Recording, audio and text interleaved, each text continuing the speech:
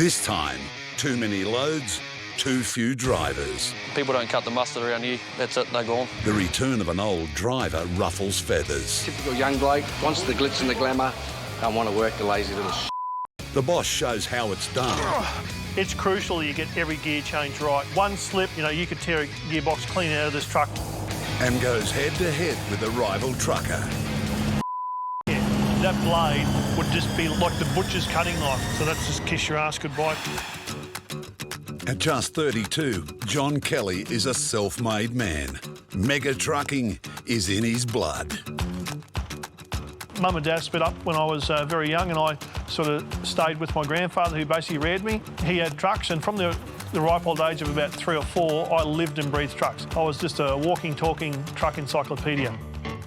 I remember the first time I actually drove by myself along the Barkly Highway out in the Northern Territory there with a Cat 777 dump truck on. And my grandfather said, "Here, you've been driving around the paddock long enough, jump in here." So I jumped in the seat and went for a bit of a drive, and he could see I was pretty confident, so he jumped in the passenger seat and cracked the stubby and was having a beer driving along. I was pretty chuffed then. One of the hardest things I've had to deal with is my grandfather letting me know that the family wanted to sell the business, and I didn't want them to sell the business at all. I wanted to be a part of it. That's what I lived and breathed. I got a phone call from my auntie one day, and she said that I'll never amount to anything. I'll never own my own trucks, never do this, never do that. And I went, well, I'll show you. So at 18, I went out and bought my own truck. Hell or high water wasn't going to stop me from buying that truck. This business and me getting in this industry was probably, a lot of it was fueled by spite. I went through some very hard times in the first 12 to 18 months. I was living off the smell of an oily rag. I didn't have enough money to eat, but I was going to survive and I was going to be successful, and nothing was going to get in my way. And so began Heavy Haulage Australia. On the outskirts of Brisbane is the heart of John Kelly's empire. Terry, there you go, mate. It's Tuesday morning, and John gets a call from an old mate. You got a bit of a mission for us. He's a client with a giant load and a tight deadline. Is that this Friday coming or next Friday? This Friday. Let me see what I can piece together. As always, we'll be right. We'll make it happen. John's mission is to move one of the largest bulldozers in the world, the 930 horsepower Caterpillar D11T. It weighs in at a monstrous 115 tonnes, the equivalent of 55 utes. It's so heavy, most truckers haul it in 4 parts. But John will shift this dozer fully dressed, so it can go straight to work at a coal mine. But first, John has a bigger problem to solve. I've got an ongoing problem in this business of finding drivers, especially as this business expands massively. These people that come through the doors either embrace the high standards or they don't. And 9 times out of 10, either I give them the bullet or they hang themselves and leave. Pretty hard, man. People don't cut the mustard around here. That's it, they're gone. CB, who we got kicking around to do a D11 for Terry Wolf up to Blackwater this Friday? We've got any drivers? Mate, we're tight, there's nothing, there's nobody. I've got the boards full. With no available drivers, John has no choice but to do the job himself. It's a long weekend this weekend. Joanne's given me a leave pass, so couldn't get in the truck quick enough. But he can't save the day every time there's a driver shortage. One day out on the road is effectively equivalent to 3 days coming back to the office and dealing with the crap that I've left behind. John and his team have come up with a solution. He's back. It's driver Chris. Everyone hoped they'd seen the last of him when he was fired 6 months ago. Not very happy, typical young bloke, wants the glitz and the glamour, don't want to work the lazy little It does me off, but, that's part of life. He wouldn't last 2 seconds, mate, if I was upstairs and, firing and firing. But anyway, that's how it is, mate. It's not my call. You back for good this time, or you back just for a couple of weeks just to annoy me? I guess last time it was sort of a mutual decision between John and I for me to go and have some time off. A bit of a mutual sort of agreement in the sense that before I kill you or cut your legs off and feed you to the fish, I suggest you go. The boys are very apprehensive about seeing you back in the yard. The easiest way to shut them up, mate, is keep your head down and your ass up and do a good job. No, I intend to do that, mate.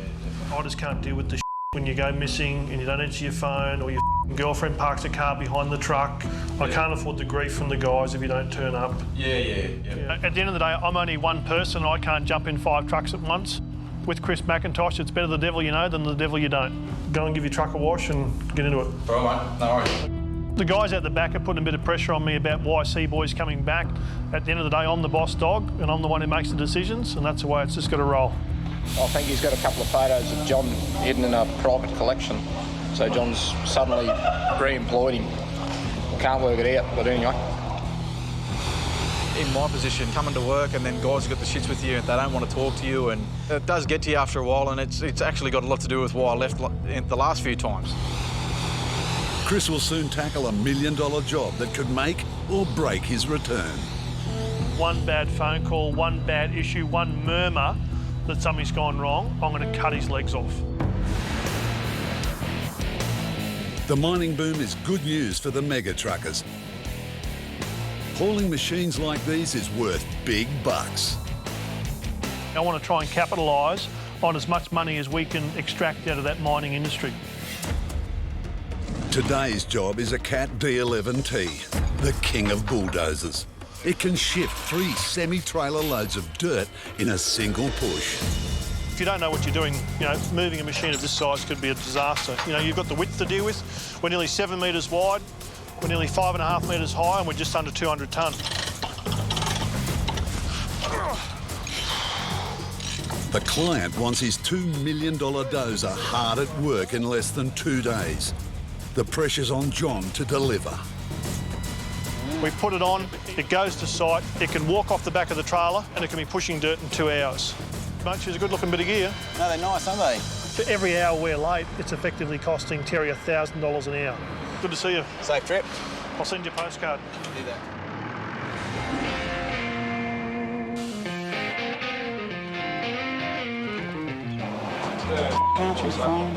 Where's Chris?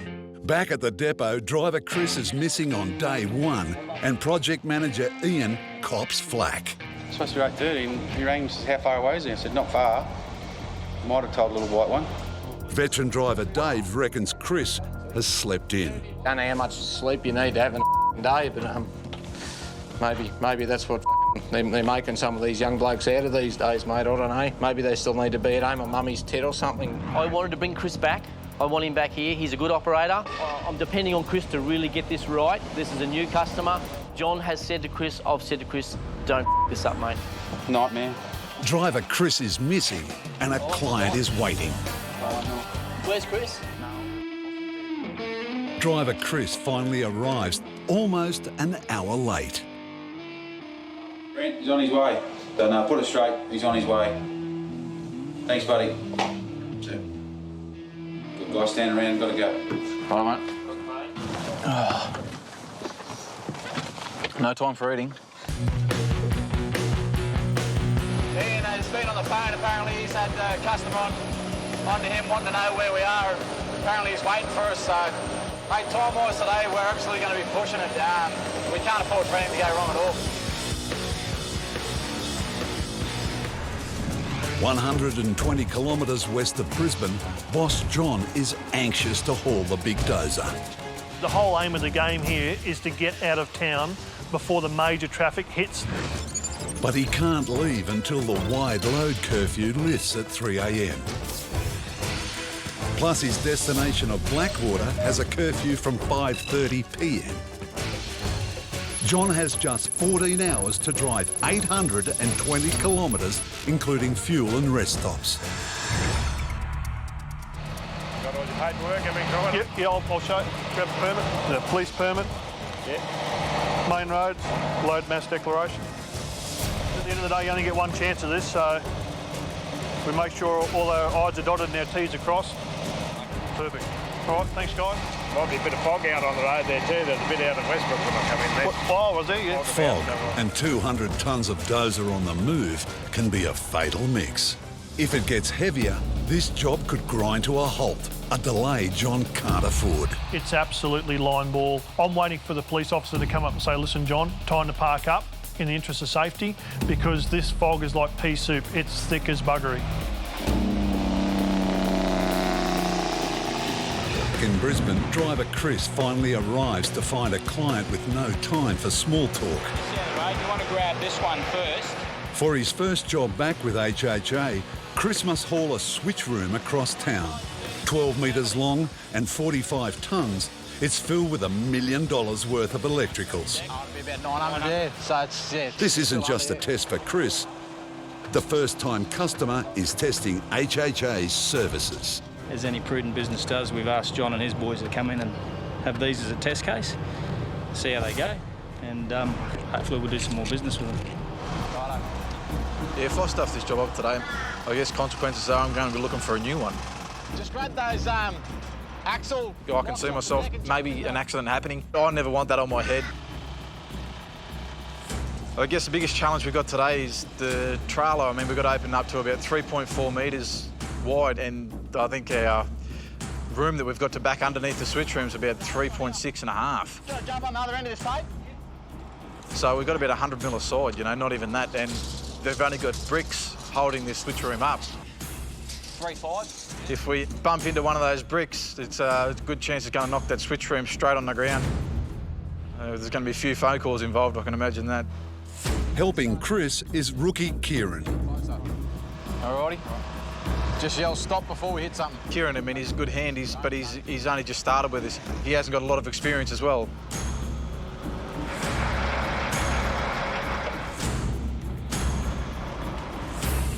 I'm just taking it nice and steady, trying to go as slow as possible. It's very daunting trying to listen.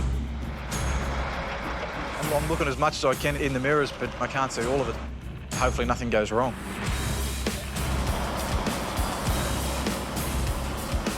Stuff it up on this load, HHA loses a client and Chris his job.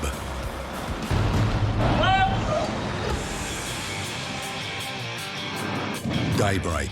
John's 200 kilometres north of Toowoomba, and he's in luck. Fortunately, just on the other side of John Dairy, the fog sort of cleared. It's been an absolute perfect day. We've got quite a large convoy travelling here with this particular load. Only about 1 kilometre to 2 kilometres out in front, we have the first pilot vehicle. That's the warn oncoming traffic. That's followed by basically the police escort. So any vehicles that the pilot vehicle out in front doesn't get off the road, the police escort effectively runs what we call suicide, and he shoves everyone off the road to make sure that I've got a clear passage when I come through with the massive load. Behind me, I've got a pilot vehicle as well, and he marshals all the traffic around me from a standpoint from the rear.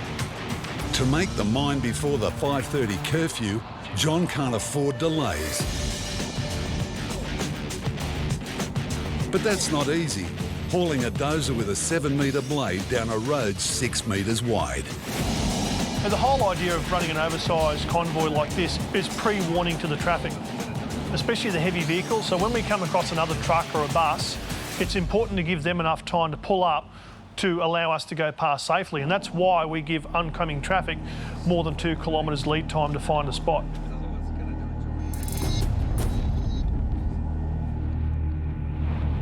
If I pulled up and went off the camber of the road, there's a chance there that the actual shoulder of the road could collapse, and if the shoulder of the road collapsed, effectively that whole truck would go down the side of the embankment. So that's just kiss your ass goodbye, Merry Christmas, end of the line. Coming over the rise, John spots a rival trucker. He's been told to pull over, but continues down the road. This is either going to end in tears, or he's going to end up with a massive yellow pinstripe down the side of his truck.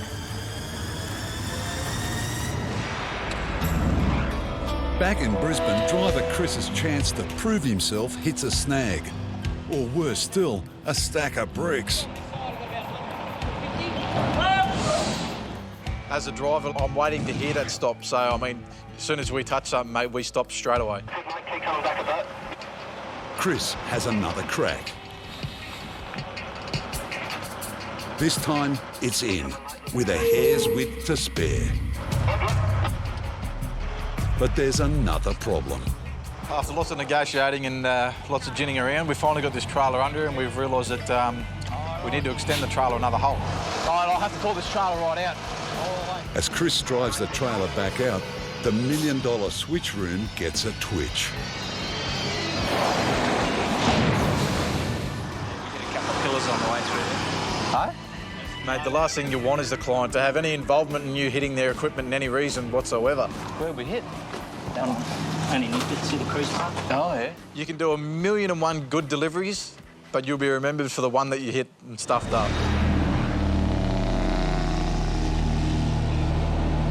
On the road to Blackwater, Boss John faces a 300-tonne problem. I am there now, mate. 2 wide trucks, 1 narrow road. The worst thing that can happen while I'm approaching this bloke here is effectively that blade would just be like the butcher's cutting knife. You wouldn't need an ambulance. All you'd need is probably a dustbin and a hose. There's not much going to be in it. It's got to be bloody close.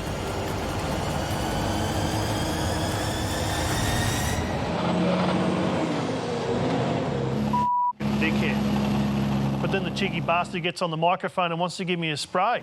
Yeah, make sure you're off the road, though, or you ain't slowing down for no.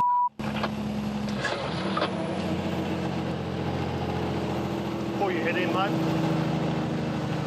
What are you on about? I was supposed to pull up for you with a big 3v8 on tonight. It's lucky I was going the other way, you know, at 80 kilometres an hour. Because had there been a chance to pull up, it would have been on like Donkey Kong.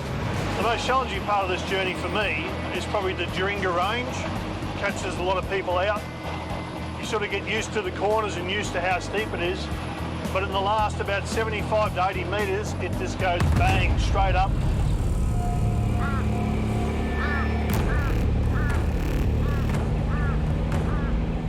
It's crucial that you get every gear change right. You know, one slip of the wrong revs or one position of your gear stick in the wrong position, you know, you can tear a gearbox clean out of this truck, no dramas at all.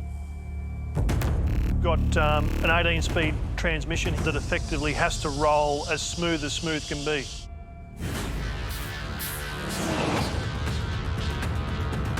If you dropped a gearbox, there's 50 grand laying out on the ground and effectively 2 or 3 or 4 days off the road.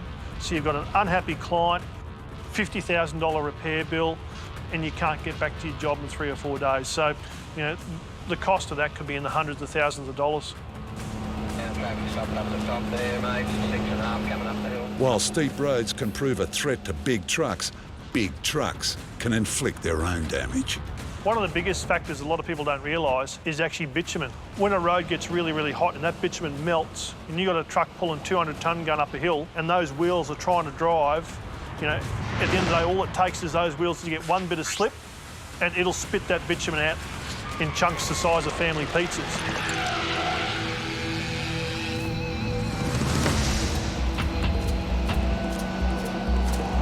My aim now is just to keep this truck going at a constant pace.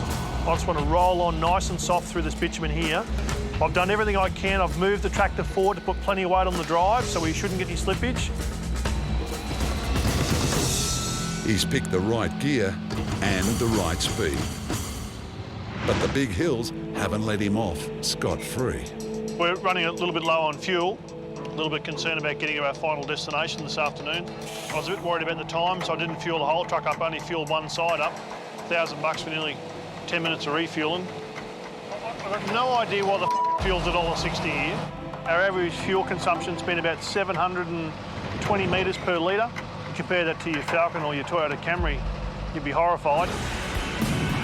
In Brisbane, driver Chris has extended his trailer to the right length. He prepares for a second go at the reverse. All right, so we want the trailer to the driver's side. Yes, please, mate, yep. Start bringing the head down. Just keep an eye on this front left-hand bollard on the passenger side.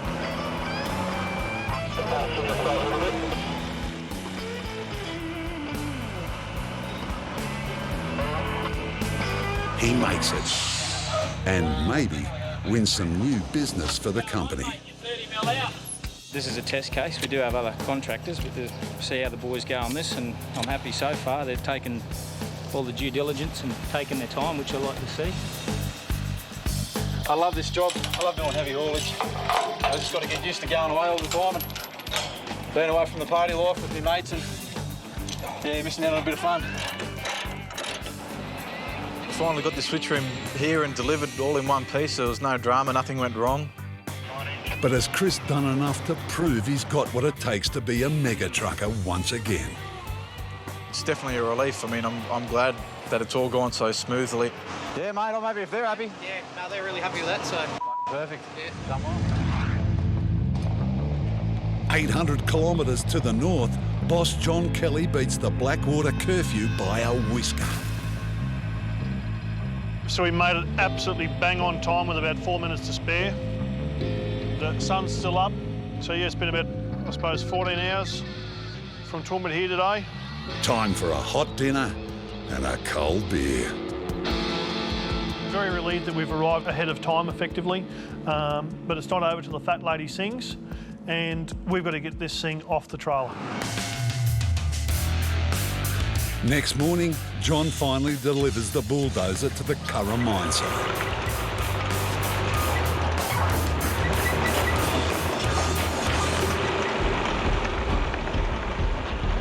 At the end of the day, everything went according to plan. There was nothing really to be worried about.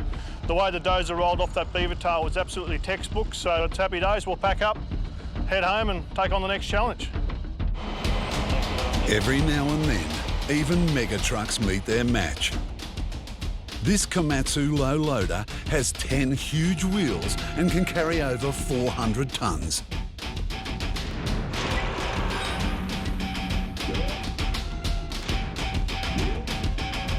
In minutes, it hauls the D11T to the coal mine.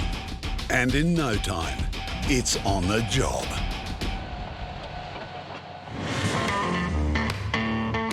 When John arrives back at his Brisbane depot, he wants a few words with Chris. See, boy. John boy. Good, well, I didn't get any phone calls from the customer, mate, so he must have done something all right. Yeah, we've got to talk to him. He was on site and he was happy with everything, how everything went. Chris pulled off a really good job. Client's happy. Praised the way Chris operated, which is always awesome for a newfound customer. I've got some bigger and better things in store for him, but he just needs to prove that he's back in the A game and prove he can turn up every day and do what he says he can do. Because, mate, when you do operate, you are a very good operator. Yeah, no, appreciate that. But, you know, when you don't turn up, you shit me to tears. Boss John risks it all on his toughest challenge yet. We could walk off the site with everything delivered as heroes, or it could ruin us. Look, if this goes wrong, holy that's the end of HHA. Drivers on a collision course. No, you're not going on foot brake. It's on or it's off on the trailer. I don't know how many times I've told you. And one trucker in the firing line. Shut up. I haven't got the time or the patience for any of that Chris, shut the up. guy that listens, or he can unhook the truck and off. I sincerely believe that HHA's got one of the best heavy haul fleets in the world. It's a well-known fact that we go over the top with our trucks. If you got it, you flaunt it, and they've got the best gear in Australia, hands down. It's easy to have one or two really nice shiny trucks, and we've maintained that standard to 30 trucks and beyond. God forbid if I end up with 50 trucks in my lifetime, the standard will be the same. 32 years of age and they've got an empire. Like, you got to take the head off to the guy. I look like I'm 40 because of all the stress of all these blokes working for me, and I've got the debt level of about a 150-year-old. I have seen John in here at some ungodly hours and, you know, I'll sort of bash on the door and, what are you doing? And he's, oh, I've got quotes, I've got quotes. Our wages bill is $100,000 every week. Our fuel bill is between $100,000 to $150,000 per week, and that's $1.2 million a month just to keep the doors open here. With the financial pressure on, boss John Kelly faces his biggest test of the year. It's a giant $24 million tunnel boring machine designed to smash through solid rock. At 2,000 tonnes, it'll take 2 months to haul it across Brisbane in 140 moves. This is the first part, the main bearing, weighing in at a hefty 181 tonnes. It's a massive project, probably worth a couple of million to us. And what we've done with this time round is we've given Dave Pansino free rein. He's number one in the food chain when it comes to drivers. It's high pressure, it's high stakes, and at the end of the day, it's up to him to be the dance master. Joining Dave on this big move is trusted veteran Brad, but boss John is taking a gamble with the other driver. We're short of drivers in this big TBM move, so I've had to call Seaboy up to the mark. I just hope he's got his dance shoes on because he's going to need to dance over the next couple of days, that's for sure. 6 months ago, John sacked driver Chris for being late to work. But with a rush of jobs and too few drivers, Chris is back and there's tension in the ranks. I think he's got a couple of photos of John hidden in a private collection. So John's suddenly re-employed him. Wants the glitz and the glamour, don't want to work the lazy little shit. And when you got pilots booked, you got police booked, customers screaming. Punctuality, mate, that's a big thing. But it looks like Chris wants to make a fresh start and impress the boss. Hey, sucking up to JK. F***ing greaseball. I'm definitely keen to come back and have a go and set a good example. You've got to be here, you've got to be committed 150%, and there's no if buts in between. Hey, if he keeps it up, should keep most of the camp around here pretty happy. We'll see how long that lasts. I suppose we're all in there for a second chance, maybe a fourth or fifth chance. I'm not quite sure how many chances he's had, but if he turns up, that'll be a bonus.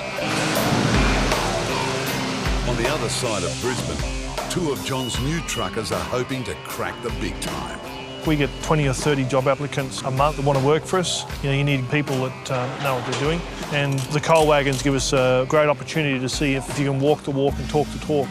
Twice a week, prepared coal wagons will haul from Brisbane to Rockhampton, 700 kilometres to the north. Damaged wagons are then loaded and hauled back for repair. By no means are they a mega move, but it gives budding operators that want to aspire to 18 level an opportunity to show me their skills and see if they're worthy of promotion up through the ranks. I'm name's Wayne, and we work at HHA. My name's Buff, and I work at HHA. And we are the A team. No, we're not, bro. We're the Z team. Oh, we start at the bottom. Yeah. We'll work out to the A team now. Yeah, eventually. I think everyone that comes here, it's a bit of a stepping stone. If you start on the wagons, you prove yourself, you do the job, you don't bitch and moan.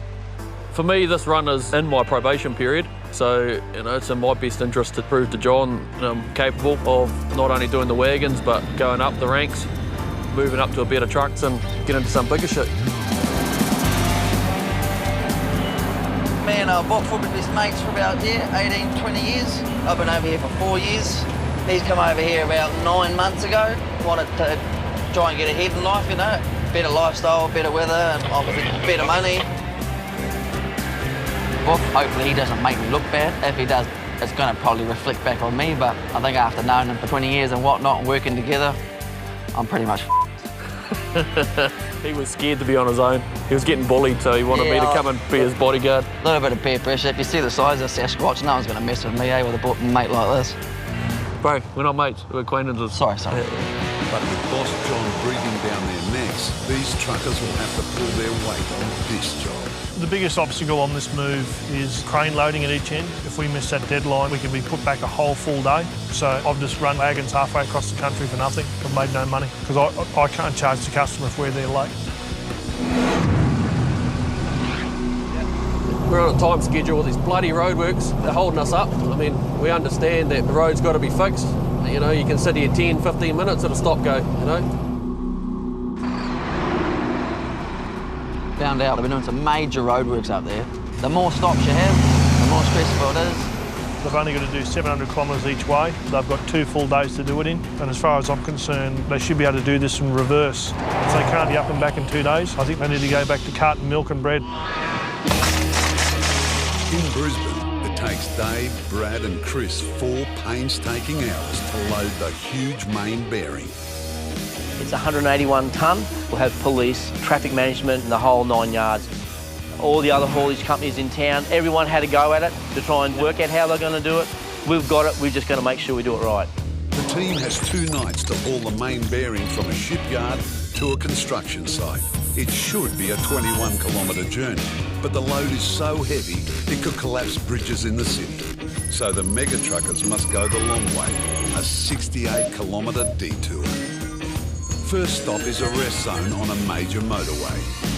Night 2 is the final push to the work site. This job, it's a double-edged sword. We could do a sterling job and walk off the site with everything delivered as heroes, or if something goes wrong, it could ruin us.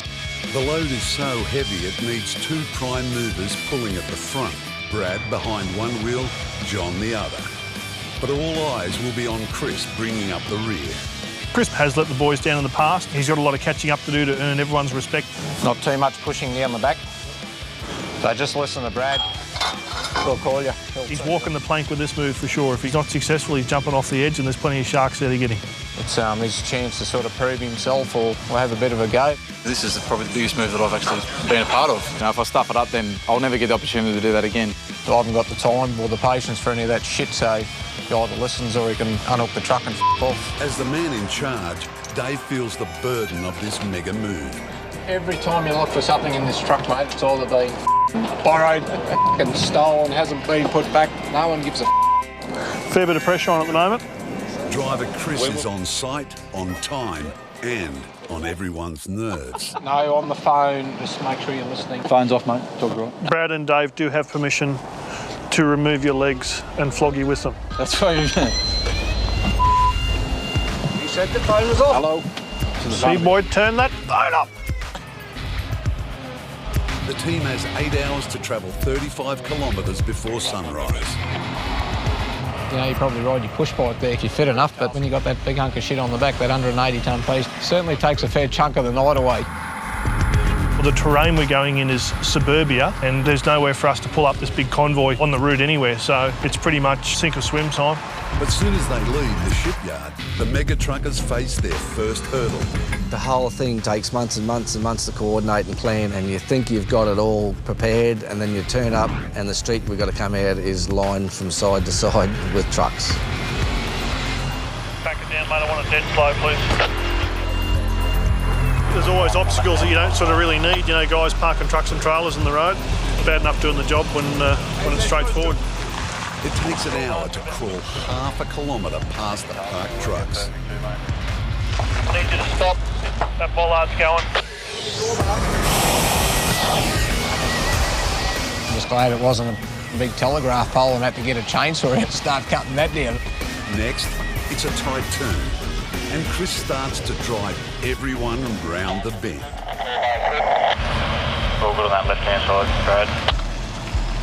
Chris is down the back, and then he decides to flap his gums on the radio and do a pilot's job as well as try and drive his truck. I'm going to grab a gear somewhere here, Brad, so I'm in if you need me, or just wait for the call. When you're trying to hear a crucial thing and someone's talking shit over the top of it, that can be bad. So, you know, that's where John, I think, was going to rip his voice box out that night. All right, Brad, you've got fair bit on your driver's side, and Chris, shut the up. Chris needs to spend a little bit more time driving and less worrying about piloting and what Brad's going to hit. It takes 90 minutes to grind out 1.5 kilometres. Now the trucks can hit the open road. You definitely don't want to be a Mazda 121 coming down the freeway tonight, that's for sure. So we'd chew you up and spit you out. The MegaTruckers barrel through the night and reach their target just before dawn. This load, they said, couldn't be moved. Authorities said we wouldn't be able to get a permit. You know, it's a bit of pressure off, you know, completing the first night. Hey, we're all right tonight. Oh, we're all right tonight. No need for yelling and screaming. First night's probably about a 5.5, maybe 6 out of 10 for difficulty. Tomorrow night's going to be a solid 9.5. We're nowhere near over yet, that's for sure. Young Chris, young Seaboy, he did okay. He just needs to learn to shut his mouth. You know, there's a couple of times there I was basically saying, you know, Chris, I will tell you when I need shit done. It's one of those things, mate. You've got to ask the questions to find out, and whether to use your own brain or just play dumb down the back and wait for him to make a call. But I know what'll happen if you do that, and then you'll get abused for not using your brain. You know the old saying, little boys should be seen and not heard? And then you get him a bumper sticker. As wagons move, drivers Wayne and Buff are in a race against time to become MegaTruckers. You're going to spend 2 or 3 days with the guy, you might as well do it with your mate, you know? You get a bit tired, you talk a bit of shit, you take the piss out of each other. It's just another day in paradise. What's happening here, mate? More roadworks. Well, the pressure's on now. We've just heard that the stop goes all the way up. If we get another bloody 10 of these, we're not going to make it. In just 4 hours, crane drivers will be itching to unload the wagons in Rockhampton. But putting the foot down is not an option. We've got every truck on satellite tracking. It's a very handy tool for keeping an eye on your drivers. Basically, I don't let the guys do over 90 kilometres an hour. I've got my speed alert set up in the system, so if they do over 93 kilometres an hour, it sends me an email with their registration and their location, and then I'm on speed dial. Speed dial at 400 decibels. You're driving, and the phone goes ding, ding, ding, ding. So you go, hello? And you go, slow the down. So it's quite simple, really. Night 2 on the tunnel boring machine move. As the man in charge, Dave is first on site to check the load. Yeah, it's that sort of industry, mate, where people do get the shits if other people get the job. So just making sure that no one's been out playing any games. Rather be safe than sorry. Dave calls a team meeting and everyone's gunning for driver Chris after his performance on night 1. Keep the drawbar straight. Don't worry about what Brad's doing. It's the pilot's job, mate, to watch, or myself, or... It's just 100% concentrate on the load. And if you need to go up a gear because you're too far, like you just...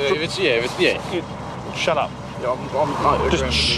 I'm sure with a bit of direction he'll get up there. If not, it'll be Dave and me with, that foot up his arse. The team has 6 hours to travel 33 kilometres along a motorway. Sounds easy, but not the way John's team must do it. The only crossing capable of taking the combined strain of 400 tonnes is a Centenary Bridge. Problem is, the Queensland floods weaken the northbound lanes. John's solution? A convoy on the wrong side of the motorway. He spent 9 months persuading authorities to shut 21 kilometres of the motorway for 5 hours. The cost? $60,000. So one of the major concerns for me on a massive move like this is if something does go wrong, it gives the police and main roads ammunition to not grant us further permits for moves. We're not in the business of moving potatoes. Let's face it, if I can't get permits to move, well, I don't have a business. How are we looking up the inside there, Dave? To get to the wrong side of the motorway, they must first squeeze this load under this bridge. The bridge is basically 4.7 and we're 4.7. How much we got there, Kieran? If the measurements are wrong, mate, I mean, you're going to get jammed up underneath one of those bridge beams. I mean, wiping out a bridge, mate, can cost you millions. They can lower the trailer hydraulically, but only by a matter of millimetres. That's too quick, steady, too quick. Brad controls the speed at the front. Got to have the reactions of a gunfighter, The moment someone says stop, just got to stop it. Chris, the rear. Nerves are through the roof. I'm waiting to pounce at any second. Steady, too quick, stop. Inch by inch, please.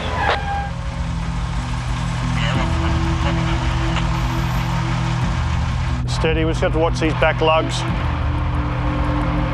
So just a little bit of foot brake, please. It takes almost an hour to scrape under the bridge. A move of just 50 metres. At the last one now. Now the convoy can join the wrong side of the Centenary motorway. I've lived in Brisbane for 50-odd years and I never in my wildest dream thought about driving down the freeway the wrong way, let alone with 400 tonne on. Yeah, it does feel pretty cool running a massive job like that down the incorrect side of the road, knowing that no one's ever done it. It's supposed to be concentrating flat out, but this is pretty cool. 550 kilometres north of Brisbane, Wayne and Boof are in danger of missing their deadline. Yeah, they're waiting. And blowing their chance of becoming MegaTruckers. Yeah, that's not a bad run, eh, Copper? If I have a bad run in my probation period of always being late and costing them money, well, it's not going to look good, What are we? 15 kilometres out. Yeah, we're cutting it a bit fine with our time for the cranes. If you're not going to get there, the cranes are going to start ringing up the company saying, where's your trucks? Then you're going to get John ringing up going, where the hell are you? It's not that long to get to Rocky, it's only 700 Ks. Yeah, ain't got too much to go, probably another half an hour. They could probably squeeze another 6 stop and goes in between there, though. Just our day up even more. Yeah, well. The boys arrive with minutes to spare. The cranes are ready and waiting. A quick wagon switchover is needed to keep them on side.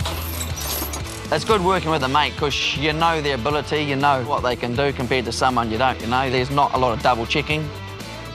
You right there, Precious? You getting there? Come on, buddy. He still drives out the wall, but at least you can have some more fun. Can you try and do those dogs properly this time, bro? It's worse than being f***ing married, I tell you. Especially with him. If I want this shit out of you, I'll squeeze you, all right? The MegaTruckers have become the first 400-tonne convoy to tackle the Centenary Bridge on the wrong side. You're off the island on the driver's side, Brad. But this move is far from over. Legacy Way, well, yeah, that's the last challenge of the night. And it was a feeling of, thank God, this is over and we've done it. And then I looked straight ahead and there was this dirty big drop down and I thought, what the f***?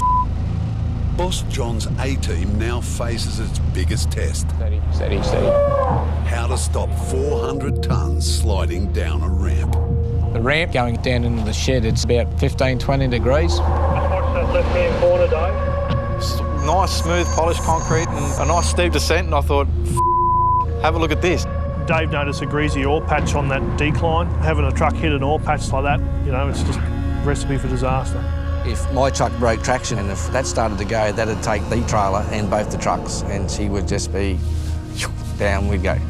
Chris at the back, a lot of pressure on him. He was very much the last line of defence with braking. Steady, steady.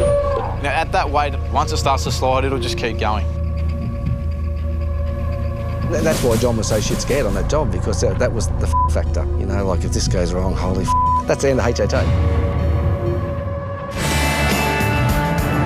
Homeward bound, still a bit of pressure on though. It's day 2 on the coal wagon's move. Wayne and Boof had just 4 hours to meet another crane deadline back in Brisbane.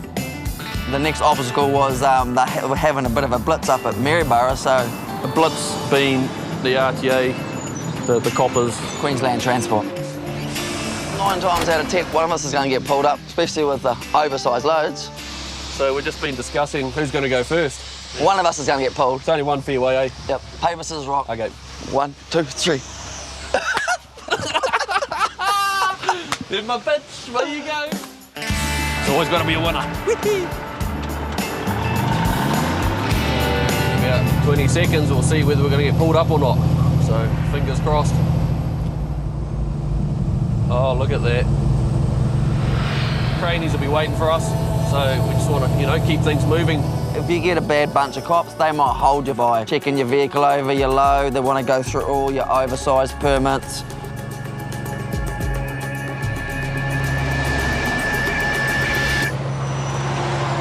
Beautiful. Yeah, we would have lost a fair bit of time there, I'd say. Hopefully we get home, knock off, beauty. In Brisbane, John's entire A-team is being pushed to the limits, trying to deliver the giant main bearing. A lot of pressure on Chris, mate. He's there as the anchorman. You know, Brad's on the brakes too, but Chris is the extra. A couple of times the truck bucked, you know, like if you wanted to keep skipping. Yeah, bit of brake, mate, hold me back. The brakes keep binding up to that. Yeah, John and I had a bit of an altercation on that ramp. No, you're not going on the foot brake because the trailer will overtake the f***ing truck. He wanted Brad to use the handpiece a hell of a lot. It just kept grabbing the trailer brakes, mate. And every time that trailer brake and grab, mate, that's potential for that load to bust those chains. Just hold it on the foot brake, mate. The truck brakes are there. They're either on or off. I just said to Brad, I said, just ride the f***ing brake. Well, you can't hold on the trailer brake. I don't know how many times I've told you. It's on or it's off on the f***ing trailer. I'm not pissing in my own pocket, but I actually got one on him for a f***ing change. What a bonus. We want to go hard up against the left-hand wall on the internal. After 55 tense minutes, they finally make the 250 metres down to the construction site. Don't realise how steep that bloody hill is, do you? Nah, well, for you guys, I suppose you feel it more. When you look back up where you've just come from, it's quite daunting. I thought, oh, hell, I'm going to bed. For the second night, John said, look, drive the truck out how you feel it should be driven. It was good having that control, I guess. Seaboy stepped up to the mark, he shut his mouth, he actually listened to what Dave and I and Brad were actually trying to get through to him. I don't think John will ever give you too much of a pat on the back, but that's just John, yeah. I think I'll give him a B+ on the night, but it'll take more than one move to convince me that he's committed here 100%. We got one of the biggest components down, we've only got 139 to go. After successfully passing the inspectors, Wayne and Boof make it back to Brisbane on time. Once we get past the RTA, we had pretty much a cream run all the way into Brisbane. Boys are waiting for us. Quick unload, reload, back to the yard. No, I think the boys have done a good job on the move. You know, they could have done the wrong thing and sped up and tried to make up time there, but they just, you know, kept it slow and steady, and that's a good job. Hopefully with doing the good job, we'll move up the ladder. I'd say they're on the 3rd rung of a 10-rung ladder. So they're 30% of the way there, with 70% of the way to go. Millions of dollars at stake. This contract rides on delivering these locos incident-free, issue-free. Two tough truckers battle a desert. Says hopefully now we haven't cooked the engine. And then take on the boss. What was all that about? Why couldn't I drive it in? And he's going to jump in and try and micromanage. That's just gutless to me. John's tribute to his late grandfather. I've managed to secure what I think's a diamond amongst the rough. He's got to be joking, this is a piece of shit. And by the way, I need it back in 2 weeks' time as well. Holy crap, is there any way to actually get this done? Because, you know, there's only so many hours in a day and we were using them all. Bit of a nervous time for myself here at HHA. Pretty much we're on the eve of departure here for the last 2 locos for our Queensland QR National rail contract. Every other loco we delivered has gone off without a hitch. Perfect delivery, no incident. Starting in Brisbane, the 2 locomotives will be hauled 4,500 kilometres to Perth. It's the longest journey a mega trucker can make through the harsh outback. There's talk of an extension of the contract for another further 6 locos. If there was a mishap, that's going to be $1.5 million that we'll miss out on. John will trust an odd couple with this critical move. Brad's definitely one of our most senior, most experienced operators. And Ryan, he's the up-and-coming rookie, doing a great job at what he's doing. I'm hoping that Brad can pass on a bit of his wisdom. Ryan will drive Bandit 2, but it's Brad's truck, the heavy hauling outlaw. That's a gamble. This truck has been an absolute dog from the day we picked it up. Had 2 engine rebuilds and 1 brand new engine. Bandit 1's just been an absolute disaster. But with no spare prime movers and a contract to complete, Boss John needs this truck to go coast to coast. The whole success of this contract rides on delivering these locos incident-free, issue-free.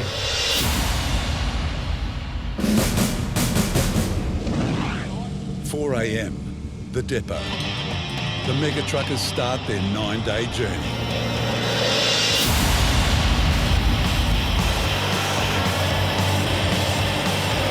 Just a few hours in, trouble strikes. The wheels on Ryan's trailer needed emergency realignment. I left the yard here in the morning, I turned the first corner and it just wouldn't tow straight. And I just thought, what have I embarked on here? I'll just keep wearing like that, you know, so a long way to go, so we better fix it here.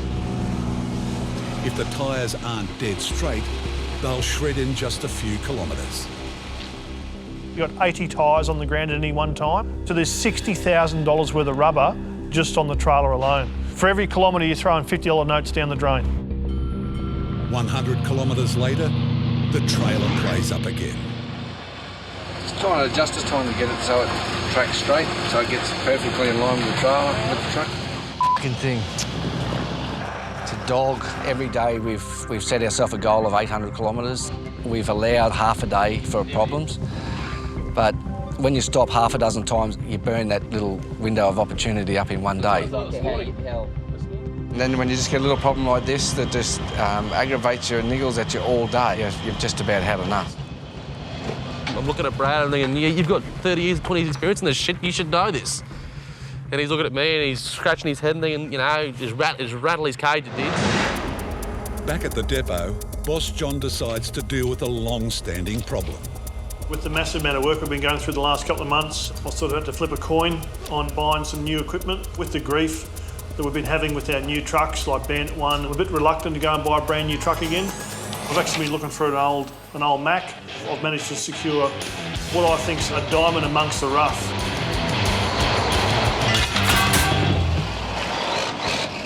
To add sparkle to this diamond, John turns to the men who pimp almost every truck in his fleet. I've been dealing with PJ's paint shop for the last probably 14 to 15 years. Steve would be the best painter in the country by far. When John dropped the truck off, the first thought that comes to my mind is, he's got to be joking, this is a piece of shit. So I want to do it all back to original, so original parts, original fuel tanks, original exhausts. So you want to just try and keep it as original as possible. Yep. Really sort of cool, old school sort of paint scheme that's, you know, pretty typical of this sort of era. So mechanical wise, we want to make sure we got all the brakes, engines all good. It's looking pretty rough under there, but to get it up to our sort of standard, it's going to take a fair bit of work. It's the reason why it's here. This truck's actually dedicated to my late grandfather who passed away 12 months ago, so I wanted something really nice to stand out, you know. So that'll be basically JFK grey, Caspian blue, blueprint. It just puts the pressure even further up because you've got to make sure you're doing justice to someone. You know, you can't just dedicate to something and go, oh yeah, check out this piece of shit. It's got to be good. And then I'll get you to go probably about a quarter or half strength blueprint again. My late grandfather, old Frank Smiler Nylon, who was a massive inspiration in my life, and he was an absolute legend of the highway. He had these trucks and they were like brand new. I was 12, 13, 14 years old. I was learning how to drive in a V8 value liner and they were king of the road. And I want to make sure that this truck is a fitting tribute. This Mac is probably one of the worst ones we've done in a long time in the sense that it's so beat up and so worn out and so many things that were just wrong with it. And to take it to John's level, yeah, definitely a lot of work with a very short deadline. 1,000 kilometres to the southwest, the moment Boss John feared would happen, does.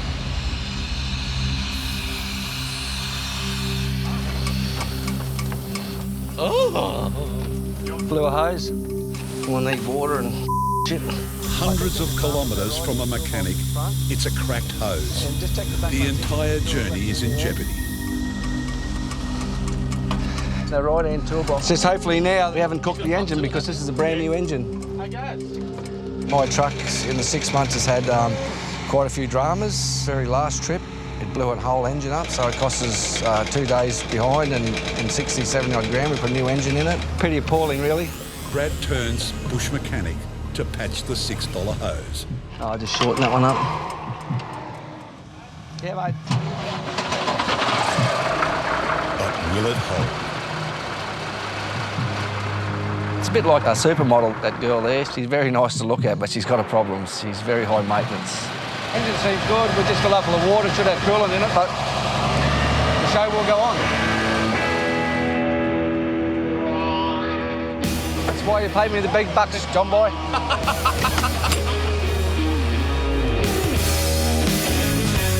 After a 2-hour delay, Brad and Ryan are back on the road. They reach a truck stop west of Broken Hill, tired and 300 kilometres behind schedule. I've tried to keep a cool head, you know, and just make it look like it's not a drama, and we've just kept going along and say, well... As long as the load's there in one piece and we're there in one piece and everything else is there in one piece, mate, that's about it for me. The kid's a good driver, you know, he's like a human sponge. He just sucks it all in. If he was a student and I was a teacher, mate, I'd put him up in the straight A classes because he's going to be a superstar. This isn't involving you, this interview, it's involving me and my opinions. Like Big Brother, you know Big Brother had the old room where you go in there and confess? This is a confession room. I hate him. That'd be the only bit of advice I'd give Rhino is yeah, find something else to do while you're younger, you know, because he's going to be an old busted old man like me one day.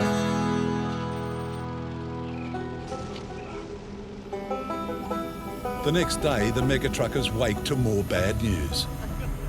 Just got over all our trailer dilemmas and not expecting any sort of more hassles. One of our pilots, one of our escort drivers, has gone down sick overnight. Pilots warn oncoming traffic to avoid the mega loads. Without one, Brad and Ryan are grounded. Yeah, it is the big dilemma.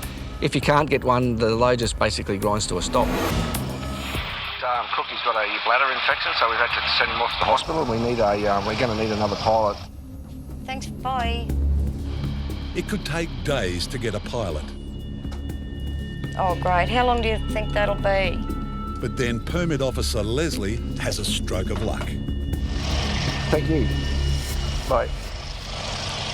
Well, we found a pilot, and it's just over there. Okay, Malcolm, is it? Yeah. Brad. Right. Yeah, I just... By sheer chance, Pilot Malcolm is at the truck stop having just finished a job. Well, who would have thought that? There it was, our answer was right underneath our nose. There is a God, I believe. With Malcolm out front, the MegaTruckers make up time. But 2 hours later, Ryan's trailer strikes again. You know, it's like it's getting a bit beyond the joke. I love my job. I keep telling you, young fellas, this is not a job, it is an adventure. Never happy. Never happy? They get out here, they want to be at home with Lovey. They're at home with Lovey, they want to come out here trucking. I hope you don't wins to Lovey like you wins to me, Rhino. And what would I do? What would you want to do? I'd rather be home with your Lovey. When you do long haul like this and you're away from home, it makes life a hell of a lot easier if you actually get on and enjoy working with the people you work with, because they become your family. You've got to look after each other's back. It is like running with a family. Here we go. Australian Outback. God, crikey, it moves about as fast as you, Rhino. 80 kilometres later, they hit South Australia. The troubled trailer is now costing time and money. Oh, 3 tyres to change the Zavi. Yeah, good runs don't last forever, I suppose, eh? They are about 700 k's behind schedule because that trailer is just all over the place. That's almost a full day lost. It's costing me money both ways. They're costing me money because they're not on time, and they're costing me money because they're probably tearing my tyres to shreds. Brad and Ryan have burnt $5,000 in tyres. Worse still, they now have only 2 spares, and tomorrow start a 2,000-kilometre desert crossing. In Brisbane, pimping boss John's classic Mac turns out to be a bigger job than anyone thought. A truck like this, especially being as old as what it is, when you pull apart, there's always going to be surprises. But with this thing, there was just surprise on surprise on surprise. It's just the fiberglass, the sheer age of it all. You know, the sheer amount of heat stress and just, you know, star cracking on it. So the whole bonnet's been fiberglass now. Yeah, she's better than what she was new, basically, so she'll be perfect. Bodywork done, now the team can start on the paint job. Or so they think. We just got off the phone to John. He just rang and changed the plans as we're actually spraying the truck. Jeff, you don't have to go across here. He wants to do a flat black bonnet in there, so you don't have to do there. Okay. Originally we were putting stripes over the top of the bonnet, now we're not. He wants a traditional flat black bonnet on the top. So luckily he told us just as we're painting. He's fussy, that's the easiest way to describe it. Very, very fussy and very demanding. John might be a difficult customer, but Steve and his team always pull out the stops for him, especially since the Queensland floods of January 2011. When the floods started, you know, it was just major devastation. Simple fact, we had 5 minutes of water through the workshop. We basically almost went broke. I got a call from Steve when the waters were coming up, and he goes, listen, I've got some dramas here. We need to start getting gear out. And I said, no worries. Assembled the troops and went down there, and we evacuated his shed in about 4 hours. Well over 100 grams of the stuff we moved out. To see someone like John come down and get in the mud with us, you know, it opens your eyes to the world around you, and it makes you feel good. You know, it's one of those things that brings some light at the end of a dark time. It's sun up at lovely O'Leary.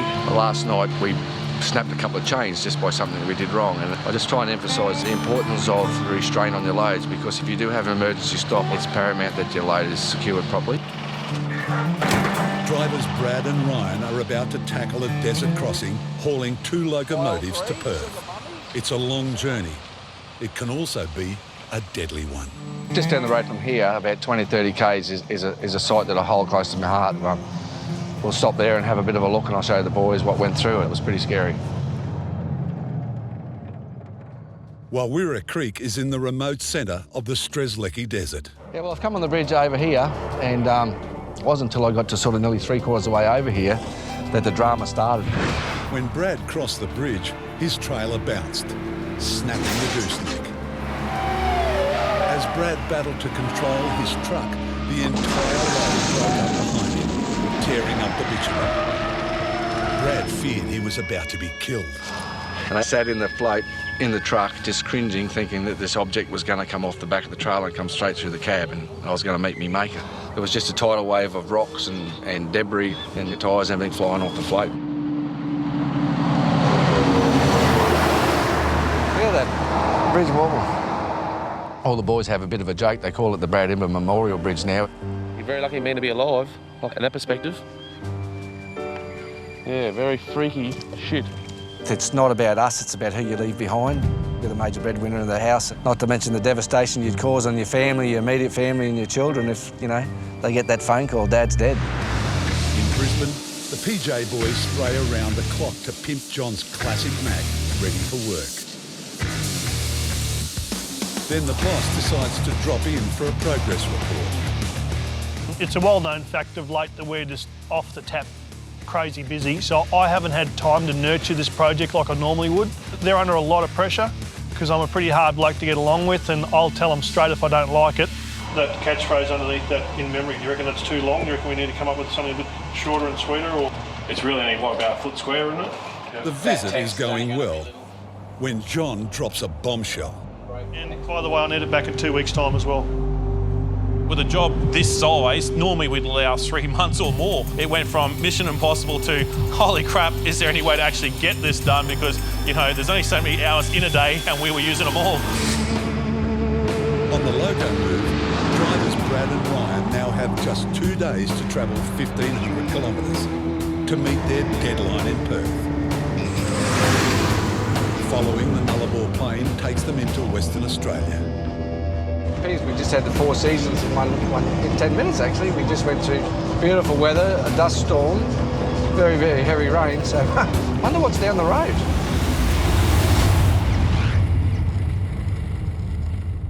What's the name of the company you're working for? Heavy Haulage Australia. Sorry, what was that? Heavy Haulage Australia. We've been just entered WA and we've come across a task force. It's just a random blitz that these guys do. It's not discriminative. They picked on the trucks. It turns out the trailer's widths don't match the MegaTruckers paperwork. Platform to be spread to a minimum 4.2 ground contact width. Yeah. We've got a few issues. The problem is that the tyre width on the trailer is 3.8 and the permit says 4.2. So we're being grounded. In Brisbane, Permit Officer Leslie calls transport officials. If she can't find a quick solution, it'll cost a fortune to change trailer widths in the middle of nowhere. We're going to have to lift these cranes up somehow and widen the float about that far. Could lead in up to $100,000, $150,000 by the time we get cranes out here big enough to lift this and set up, and probably throw us back about 3 days, so it's not good. The nearest crane is almost 500 kilometres away. The way I'm feeling at the moment, I think I might change the signs on the front of my truck from oversized to over it. I'm well and truly over it. On the edge of the Nullarbor Plain, frustrated drivers Brad and Ryan are grounded. Their trailer widths don't match the paperwork. In Brisbane, Permit Officer Leslie scrambles to sort it out. There's a discrepancy in the ground contact width on their permit, and I think there's a bit of a typo on there. Are you able to amend that permit? Okay, how long will that take, do you think? Thanks very much. Okay, bye. It was a typo. They're just amending that, and I'll have the permit in about 20 minutes. Thank you very much. Bye. Well, that was a good sign. They've allowed him to amend the permit, so she's just got to reissue the details, and we should be on our way in the next 20 minutes, hopefully half an hour. Right, mate, thank you.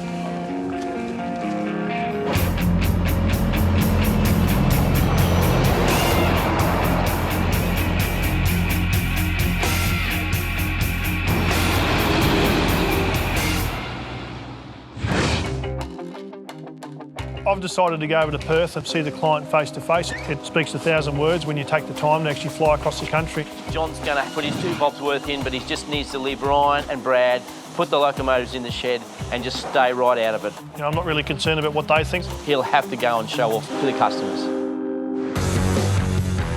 At the paint shop, the boys at PJ's embark on one of the biggest days in their history.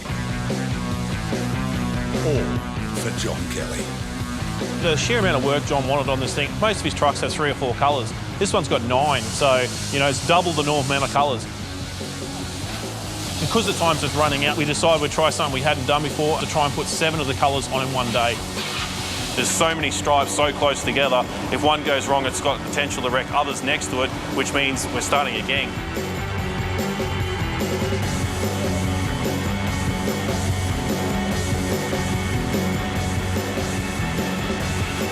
So much potential for shit to go wrong, it wasn't funny.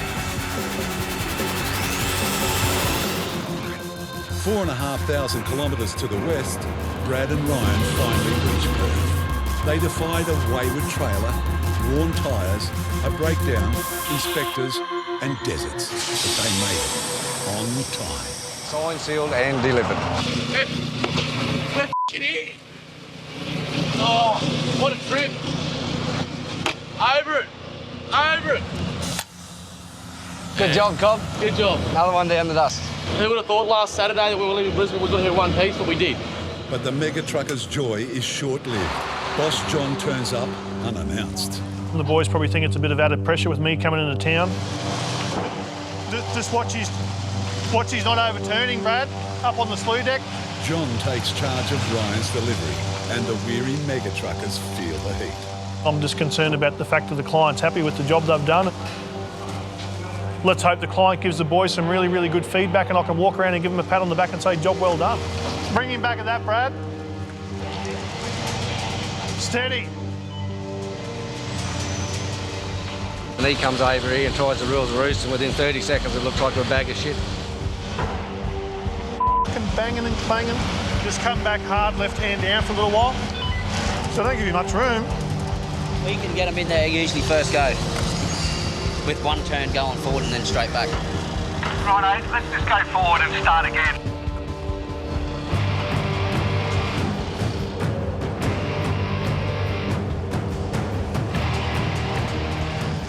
Stop. After the second reverse, John takes over from an unhappy Ryan.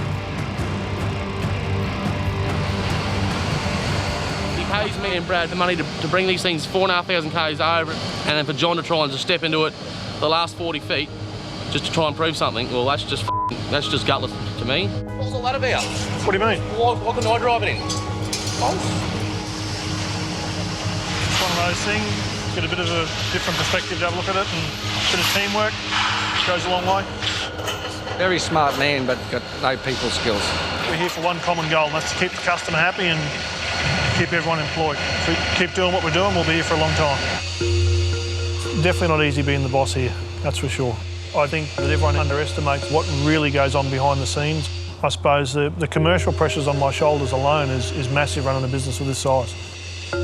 Ryan senses an opportunity with the boss. Can I have a weekend off when I get home, please? Rhino. With my missus? Of course you can. I'll leave the boys do the last loco, head back east and make sure they've got plenty of work to come back to.